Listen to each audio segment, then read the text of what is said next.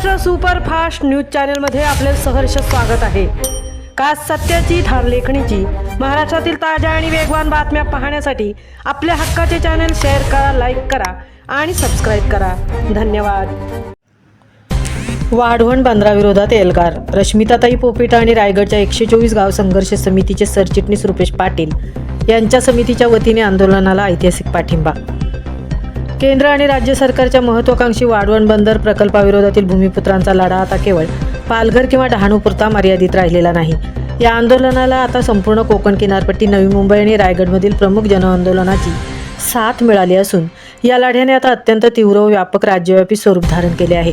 पालघरमधील स्थानिक मच्छीमार आणि शेतकऱ्यांच्या खांद्याला खांदा लावून लढण्यासाठी महाराष्ट्रातील इतर दिग्गज संघर्ष समित्या मैदानात उतरल्या आहेत। नवी मुंबई आंतरराष्ट्रीय विमानतळाला लोकनेते दिबा पाटील साहेबांचे नाव मिळावे याकरता मुंबई, ठाणे आणि नवी मुंबई परिसरात आमरण उपोषण गाजवणाऱ्या सोशल मीडियावरील प्रसिद्ध रील स्टार, समाजसेविका व धडाडीच्या उपोषणकर्त्या रश्मिताताई पोपेटा यांनी आता वाढवण बंदराविरोधी आंदोलनात अधिकृतपणे उडी घेतली आहे। रश्मिताताईंच्या या सहभागामुळे आंदोलनाचा आवाज आता सोशल मीडियाच्या माध्यमातून महाराष्ट्राच्या कानाकोपऱ्यात आणि तरुण पिढीपर्यंत पोहोचण्यास मोठी मदत होत आहे। त्यांच्यासोबतच कोपरोली गावचे MMRDA, तिसरी मुंबई विरोधी 124 गाव संघर्ष समिती, रायगड सरचिटणीस रुपेश पाटील यांनी देखील वाढवण बंदर विरोधी आंदोलनाला आपला सक्रिय पाठिंबा दिला असून ते भूमिपुत्रांच्या बाजूने खंबीरपणे उभे राहिले आहेत। तसेच नवी मुंबई आंतरराष्ट्रीय विमानतळ कमिटीचे उपाध्यक्ष विशाल नामदेव होईल यांनीही या लढ्यात सहभागी होत आंदोलनाला आपला जाहीर पाठिंबा घोषित केला आहे। त्याचबरोबर विमानतळाच्या नामांतरणासाठी सातत्याने आग्रही असलेल्या भूमिपुत्रांच्या न्याय हक्कासाठी लढणारे नवी मुंबई आंतरराष्ट्रीय विमानतळ समितीचे सचिव किरण केणी यांनी देखील वाढवण बंदर विरोधी आंदोलनाला आपला जाहीर पाठिंबा दिला आहे। भूमिपुत्रांचे अस्तित्व धोक्यात आणणाऱ्या कोणत्याही हुकुमशाही प्रकल्पाविरोधात आम्ही संपूर्ण ताकदीनिशी रस्त्यावर उतरू असा इशारा या दोन्ही नेत्यांनी प्रशासनाला दिला आहे। आंदोलनाला खरी मोठी शक्ती मिळाली आहे ती रायगडमधून MMRDA, तिसरी मुंबई विरुद्ध 124 गाव संघर्ष समिती रायगड या समितीने देखील वाढवण बंदराच्या या आंदोलनाला आपला जाहीर पाठिंबा घोषित केला आहे। तिसरी मुंबई प्रकल्पाच्या नावाखाली रायगडमधील शेतकऱ्यांच्या जमिनी घेण्यास विरोध करणारी ही समिती आता पालघरच्या मच्छीमारांच्या सोबतीला आली आहे। वाढवण बंदर विरोधी संघर्ष समितीच्या नेतृत्वाखाली स्थानिक कोळी बांधवांनी आधीच आक्रमक पवित्रा घेतला आहे आणि या महाकाय आंतरराष्ट्रीय बंदरामुळे डहाणू आणि पालघर किनारपट्टीवरील गोल्डन बेल्ट म्हणून ओळखले जाणाऱ्या पारंपरिक मासेमारी क्षेत्र हे पूर्णपणे उद्ध्वस्त होणार।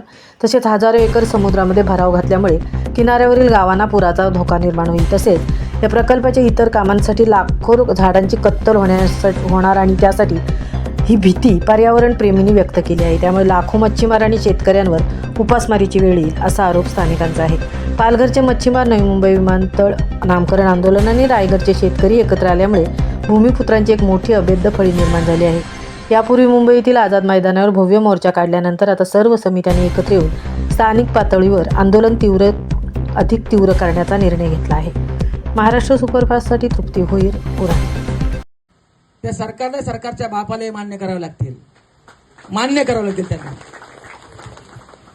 कारण हे सरकार कोणासाठी असलं पाहिजे?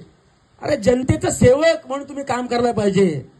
तुम्ही तिथं मंत्रीपद भूषवता, तुम्ही आमदार बनता, खासदार बनता, म्हणजे तुम्ही राजे नाही झालेत। या देशातील राजेशाही सगळी संपून गेले। हे जनतेचं राज्य आहे आणि जनतेच्या राज्यामध्ये जनतेचे सेवक म्हणून तुम्हाला बनून काम करावं लागणार आहे। तुम्ही आमच्यावर मोठेपणा गाजवायचा नाही। इथं जनता काय सांगते ते ऐकलं पाहिजे आणि म्हणून कोळसे पाटील साहेब सांगतात की जनशक्तीपेक्षा कोणी मोठं नाहीये। ही जनशक्ती आहे, याच्यापेक्षा कोणी मोठं नाहीत। हे नेते नाहीत, ही सरकार नाहीत। जनतेला काय पाहिजे विचारायला सरकार आले पाहिजे की तुम्हाला काय हवंय। आणि म्हणून मगाशी बोललो की हे सर्व कुठल्याही गोष्टीला बांधील नाहीत, ते आपल्यासमोर या गोष्टी येणार नाहीत। आपला संघर्ष 5वीला पुजलाय। 5वी माहिती आहे तुम्हाला, आपण मूल जन्मानंतर आपण 5-6 दिवसांनी आपण तिसरे करतो। हा संघर्ष आपल्या 5वीला पुजलाय। संघर्षाशिवाय आपल्या पदरात काही पडत नाहीये। इथं आपल्या